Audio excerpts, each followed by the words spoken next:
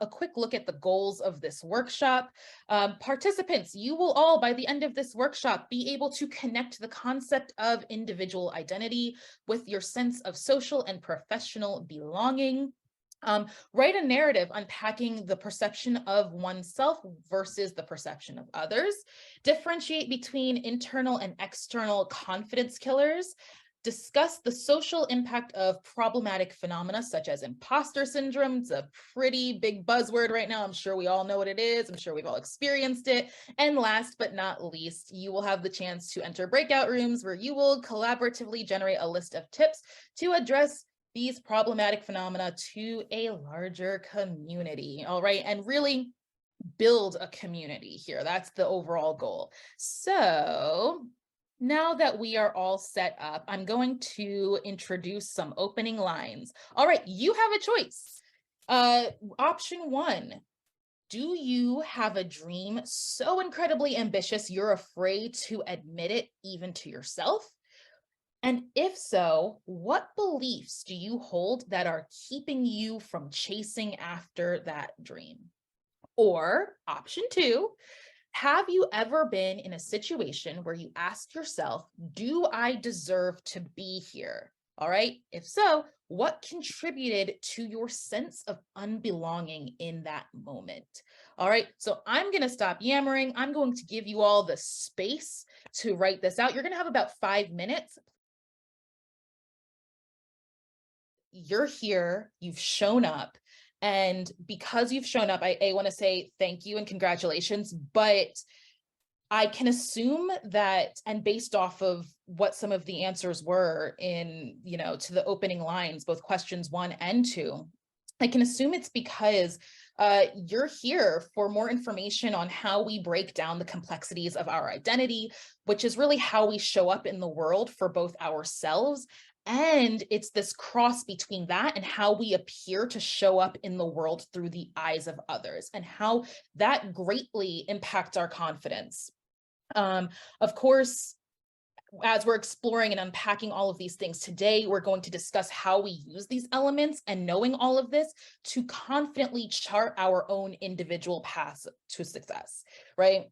We know that identity is this very multifaceted thing, right? We sometimes ask ourselves, I mean, maybe we don't actually sit down at night and ask ourselves these questions, but in some way, shape, or form, they probably show up in our lives and in our minds. And we grapple with questions like, how do people really see us? And is this really how we see ourselves, or do we see ourselves this way because of the labels society imposes on us? So whether we're conscious of this or not, we are conditioned to categorize people into 8 categories. They're known as the Big 8 socially constructed identities. And we're probably so used to it that you most likely can guess what those 8 socially constructed ideas are without anybody having to tell you. So we're so conditioned to think of other people along those terms and put each other in a box that categorizes us as such that we were able to properly flesh them all out without anybody really having to tell you. So without further ado, we have race, ethnicity, gender identity, sexual orientation, religion or spirituality, ability, nationality, and socioeconomic status. So in some way, shape, or form, maybe a few of you might have used different words that aren't quite the same, but in many ways, shapes, and forms, we have identified those Big 8. And I see a lot of us have also used words that we might use to describe other people as well, or ourselves.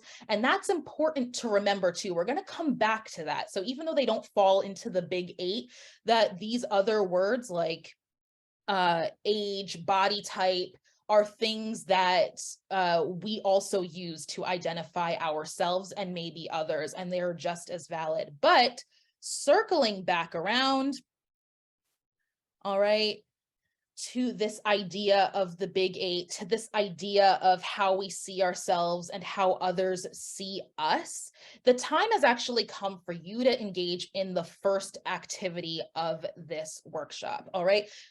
I'm going to ask you in just a moment to take the big eight socially constructed identities and unpack what they mean for yourself and the people around you. So you're going to be asked to complete an identity chart, which is this valuable social and emotional learning tool shared by Facing History and Ourselves.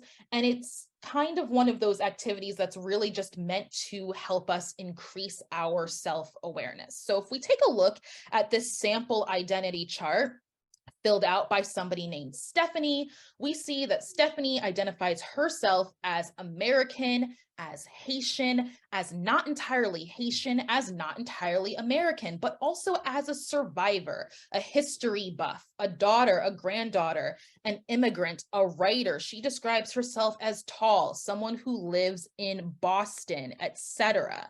All right, so this is just a really quick look at some of the identities and labels that somebody might describe themselves as when filling out an identity chart. However, all right, we're going to take this a step further.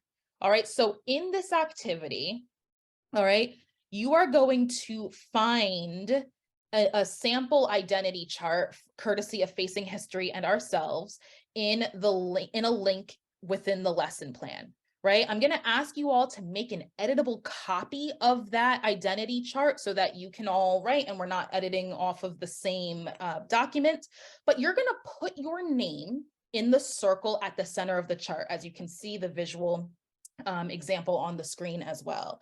You're going to follow the arrows that point outward from the circle in the center of the chart where your name goes.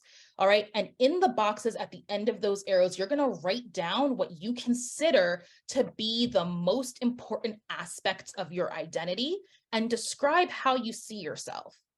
All right. Then you're going to follow the arrows that point inward towards the center of the circle in the chart. All right, and in the boxes on the opposite end of those arrows, you're going to write down labels that others may use to describe you. All right, I would consider, especially since we most likely working off of electronic devices, using two different colors just to make it easier to differentiate between the two categories on your identity chart. And before I introduce part 2 of this exercise, I want to just say, remember, there are so many facets to an individual's identity outside of what is outlined in the Big 8. So these can be traits like age, personality type, interests, professional identity, geographic location, appearance, etc. So do not be afraid to lean into those parts of yourself when completing this exercise, just like Stephanie did in the example that you saw in the last slide. So when you're done, I'm going to send you off in just a second. I promise I'll stop talking soon.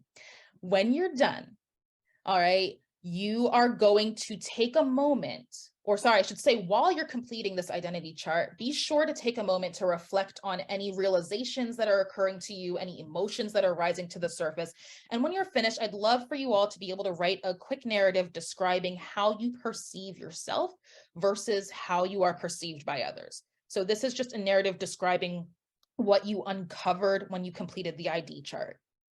So you can consider this a multi-genre writing prompt that can be completed in a number of ways, such as a poem, a journal entry, comic strip, character dialogue, etc. I know you may not have a whole lot of time to get that deeply, but I also just didn't want you to feel limited or confined by my just saying, write a paragraph. All right. So you will have about 20 minutes to complete both parts of the exercise. Well, thank you all so much for those reflections. But before I continue, I just kind of want to stamp, right, where we're going here and kind of the purpose of that activity. And that's just for us to know that in this workshop, and beyond, that people do not always perceive us in the same way we perceive ourselves. These differences that occur in social, educational, and even professional spaces can lead to painful distortions we're conditioned to believe are our fault, but they're not. But I was also really glad, I will say, I was glad to hear some of you on the flip side of that, realizing that people think more highly of you than you do of yourself, which I mean is definitely something else to unpack. But just from an outward perspective, knowing that sometimes these differences between how we see ourselves, if it was the opposite, in a higher position than maybe how other people see us in regards to unpacking the big 8 social identities and others. So once again, I just want to thank you so much for taking the time to engage and reflect with that exercise. So moving swiftly into our next, into part 2 of this workshop, all about internal versus external confidence killers, and knowing the affirmation that I am enough, that you are enough. Some questions that you don't necessarily have to answer right now unless you want to, in which case the chat is wide open for you all. But some essential questions that I just want to plant in your minds are: when setting goals, applying for positions, or navigating social and professional settings, how do you show up in the world? What makes you confident or afraid to dream big? This is kind of a part 2 of a workshop that we did back in October. If you missed it, Girls Right Now hosted a community building workshop called Curate Your Network with Confidence, where we all took a close look at not only the ways in which a lack of confidence holds us back, but at the specific limiting beliefs or fears that may have directly contributed to that lack of confidence. So during one of the exercises, our community was asked to pinpoint what I call a confidence killer, whether it be a fear of being misunderstood or anything else, and just come up with a plan to slay it. And we would do that by either A, creating a list of actionable steps that would change the situation directly, or B, reflecting on ways to shift our mindset around that lack of confidence. This exercise, though, in the confidence killing workshop back in October, I should say before I move on, the reason why it was a good precursor to this workshop is that it kind of operated on the assumption that every confidence killer a person experiences is internal, right? Without looking at the outside forces that are directly responsible for a lack of confidence. So, in the earlier part of this exercise before we went on break, a lot of us were talking about the differences between how we see ourselves and how other people see us. And some of us really reflected on the fact that there are differences for better or for worse, and that maybe sometimes we're harder on ourselves than other people are on us, right? That was something we discussed in the last workshop. This workshop actually flips that idea on its head, and looks at the distortion between the way we perceive ourselves and the way others perceive us, in the event that people are a little bit harder on us than we are on ourselves. And I actually call this problematic phenomena. So let's take a look at how the perceptions of others could potentially hold us back. But I'm very curious, right? I'll raise my hand for a lot of these too. Some of the distortions that kill our confidence and ultimately hold us back, again, is what I'm calling problematic phenomena. And it can take place in these social, educational, professional, or even familial settings, which you'll hear me say a lot. So now I want to see everybody raise a hand if they've ever been on the receiving end of gaslighting, of stereotype threat, leaving my hand raised like nice and high for all of these, being intentionally passed over for opportunities, being silenced, a theft of work or ideas, or tokenism, right? So even if we're not familiar with all of these phrases, they are linked in the lesson plan. And I'm just going to say one more time that these things can be applied in social or school settings, not just in the workplace, because I know we have a lot of mentees here with us. in addition to mentors who may or may not be familiar with this in the workplace. These things exist at school and in other social settings as well. But I just want to quickly turn my attention to the consequences of problematic phenomena. And one of them is what we all call one of the biggest buzzwords of the year, imposter syndrome. So this kind of flips the idea of imposter syndrome on its head, and looks at it through a more critical lens. All right. So, in order to unpack some of these effects, in order to look at imposter syndrome, I'm going to ask you once again to just reflect on your responses to the opening lines. If you answered the second set of opening lines, or even if you didn't, the question was, have you ever been in a situation where you ask yourself, do I deserve to be here? And what contributed to your sense of unbelonging in that moment?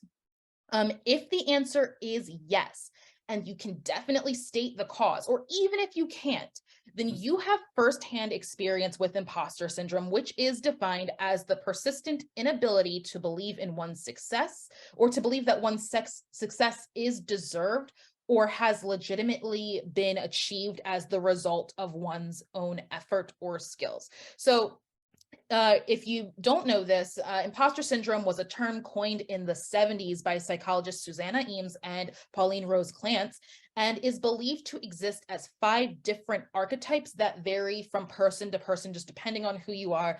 It's said to exist as the perfectionist, the expert, the natural genius, the soloist, and the superhero. But I just want to quickly point out that there is modern day pushback against this framework, because the idea here is that imposter syndrome appears to point to the personality of an individual as the source for, their lack of confidence, versus nowadays there is a number of voices that are calling closer attention to the fact that there might be outside forces contributing to one's feelings of self-doubt. I point out this December 2022 article by Amber Shand on LinkedIn Learning, where she kind of posed this question about how maybe our work environment is causing imposter syndrome. And in that, she cites this 2021 Harvard Business Review article, Stop Telling Women They Have Imposter Syndrome, where she just makes this case for more candid conversations about true psychological safety at work, just to take on a wider view of what imposter syndrome is. Now, if we look at Arlene Kunsick, she is the author of Therapy and Focus, What to Expect from CBT for Social Anxiety Disorder. She points out in this article on Very Well Mind that there is, in fact, a clear distinction between imposter syndrome and discrimination, right? Where she writes, feeling like an outsider isn't necessarily a result of imposter syndrome. In some cases, it can occur due to actual discrimination or exclusion due to systemic bias. So that with imposter syndrome, the feeling of being an outsider is caused by internal beliefs, but with discrimination, the feeling is caused by the actions of others. So in any way, shape, or form you want to look at it, the growing consensus is that sometimes we have these feelings of lack of confidence and it's all internal, but sometimes, right? And these are the times that we really also want to be paying attention to just as much as the times when things are internal. Sometimes our feelings of inadequacy or disbelief in our own ability to shine are caused by the actions of others. So once again, these take place in educational, social, or even familial situations as gaslighting, stereotype threat, being intentionally passed over for opportunities, being silenced, theft of work or ideas, and tokenism. So really quickly, I'm going to play a LinkedIn post on Tara J. Frank's post on imposter syndrome through a racial lens. Tara J. Frank, she is a LinkedIn top voice. And so I just wanted to play this quick video. It's less than a minute on her takes of imposter syndrome through a racial lens. I can say that when I got promoted to my very first big executive job at 29, And I had a team of about 10 to 11 other people who worked for me, who were all older than I, some of whom had been at the company for almost as long as I had been alive. I can say that I felt that they didn't think I deserved it. I was worried that they were wondering why me and not them. And so I had those moments, right? I had a lot of those moments where I just wondered, are people looking at me thinking, is she only here because she's Black? Or are they only giving her this opportunity because she's Black and they want to check some kind of box? And I don't know any high performing, Black person in the corporate world who hasn't wondered that. All right, fantastic. So then my stamp for you here is that people do not always perceive us in the same way we perceive ourselves. These differences that occur in social, educational, and professional spaces can lead to painful distortions we're conditioned to believe are our fault, but they are not. So in that post, Tara J. Frank discussed her experiences with imposter syndrome through a racial lens, right? Based on how people categorized her according to the big 8 socially constructed identities that we talked about earlier. That was just her own personal experience as a Black woman, but they affect each and every one of us in a myriad of ways, no matter what our identities are. So I just want us to keep that in mind. And again, she talked about her experiences in the workforce, but these things occur in social and educational settings. They happen to me in school. I know others on Girls Right Now staff have shared that they've experienced that in their educational years. And I even saw a lot of mentees who are still in school raising their hand earlier. So I just want us to keep these experiences in mind as we move forward. So last but not least, we're going to look at something that I called finding your people. And it's revisited because this is something that we did discuss in the Create Your Own, words come, sorry, I cannot speak today.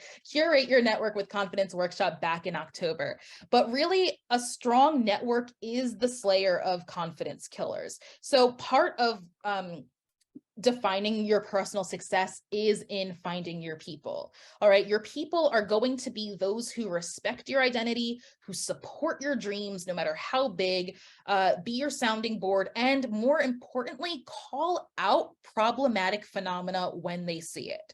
So with that in mind, I want to share that this final section of the workshop was inspired by hosts of the Brown Table Talk, DC Marshall and Mita Mallick. They are LinkedIn top voices.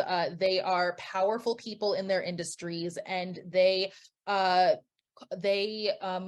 the Brown Table Talk, where they, as they phrase it, offer top tips on how not only to survive, but how to thrive in organizations from their perspectives as women and as women of color.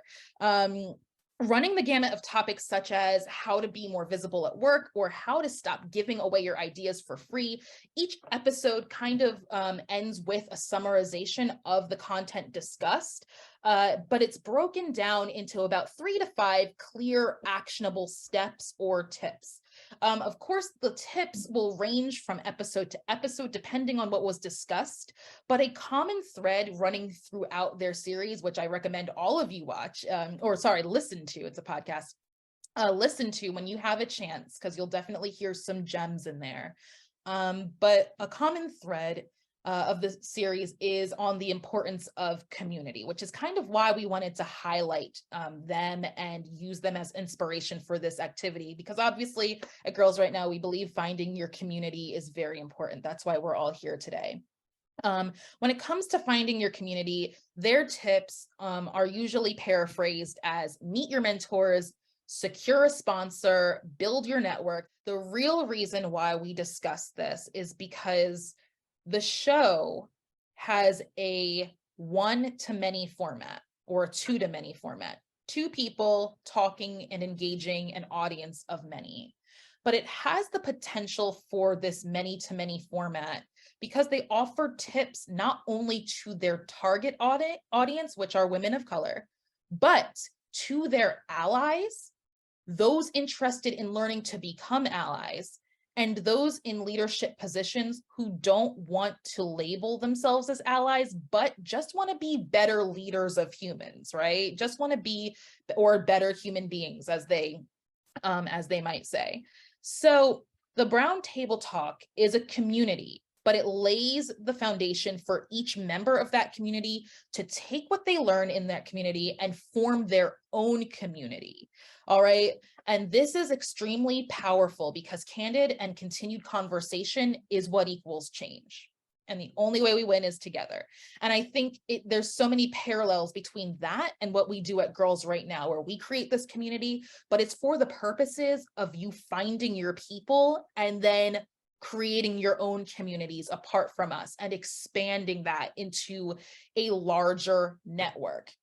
So just so you can get a little bit more of an idea of what I'm talking about, don't worry, I'm not just going to talk up and play up the Brown Table Talk and not give you a little taste. I'm going to play a quick snippet of their podcast episode. This one is called "We Aren't Lucky, We Earned It."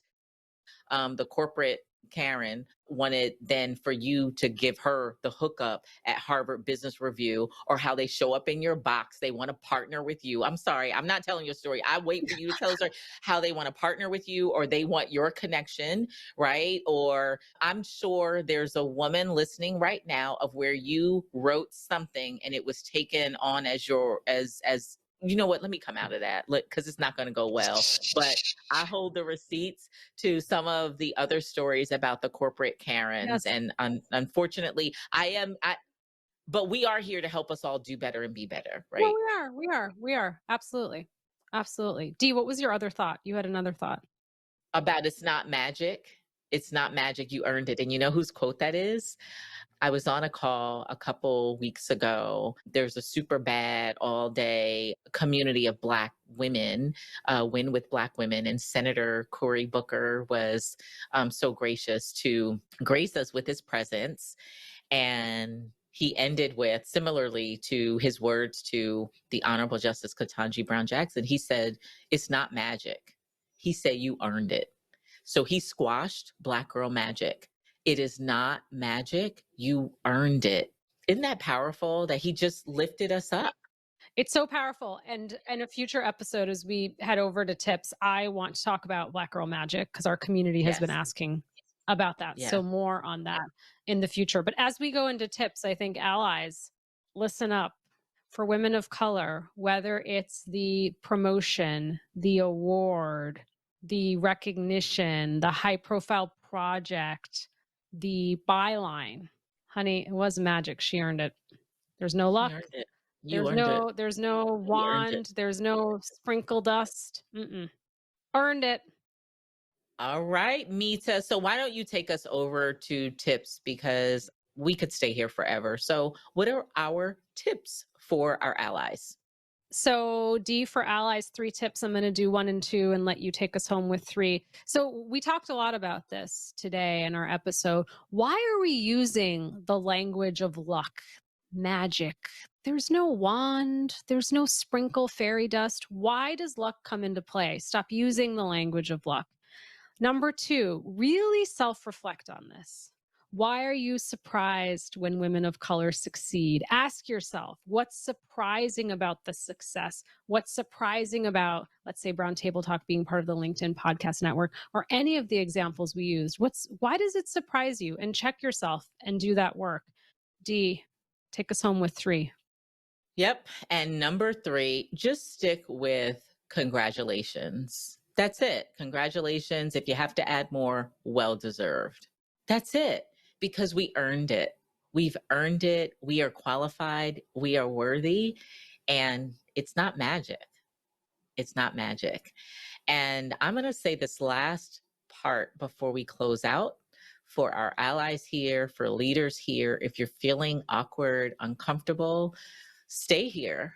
Stay here with us, stay tuned in, and use this as an opportunity to learn, to grow, to do better, and to be better. All right. So that was just a little bit of a taste of the Brown Table Talk. And most importantly, it was just a taste of the formatting, right? How they have these candid conversations and they always end up distilling it into tips that can benefit not only their target audience, but a larger community. So once again, we just want to say a big Girls Right Now thank you for spending your time with us today. And we greatly appreciate you all. I just want to say that in today's workshop, Confidence to Dream, Defining Your Personal Narrative for Success, you connected concepts to individual identity with your own sense of social belonging by completing an identity chart and reflecting on your results through a written narrative. And you also explored the consequences of problematic phenomena by building a community-based resource library of tips to combat them. So we thank you also so much for this amazing and important work you all are doing with us. So with that being said, have a great rest of your afternoon, and we'll see you at the next event.